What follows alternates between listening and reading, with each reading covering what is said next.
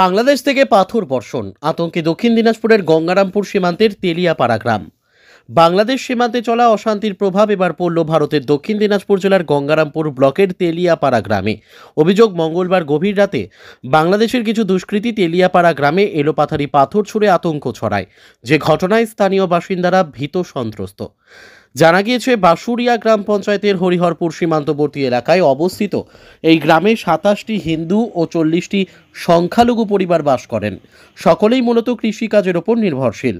তবে সীমান্তের মাত্র ৫০ মিটার দূরে পুকুরের ওপারে থাকা বাংলাদেশি গ্রামগুলি থেকে সহজেই পৌঁছে যাওয়া যায় ওই এলাকায়, যে গ্রামগুলি থেকেই রাতের অন্ধকারে পাথর ছুঁড়ছে বাংলাদেশি দুষ্কৃতীরা বলে অভিযোগ।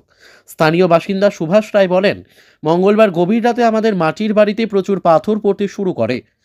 বাড়ির ক্ষতি তো হয়েইছে, তার সঙ্গে সন্তানদের নিয়ে কিভাবে থাকবো বুঝতে পারছি না, আতঙ্কে দিন কাটছে।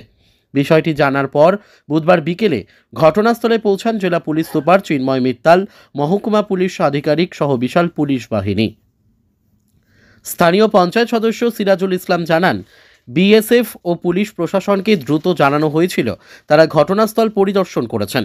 তবে এই বিষয়ে জেলা পুলিশ সুপার এবং বিএসএফ কর্তৃপক্ষ কোনো মন্তব্য করতে চাননি।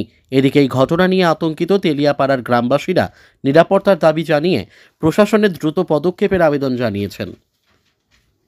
Bureau report, news today India. বাসিন্দা কি হয়েছিল? কোন গ্রামের বাসিন্দা আপনারা? তেলিয়াপাড়ার। হ্যাঁ, কি হয়েছিল ঘটনা?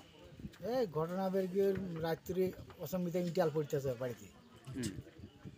তো আমরা তো সব চাংড়া ফাংড়া যত আছে গ্রামে সবাই দৌড়াদৌড়ি করে গেলাম, যাই ফের নাই, আবার কিছুক্ষণ পরে ফের আবার একটা ইঁটে পড়লো। কি কারা মারলো এই ইটালটা?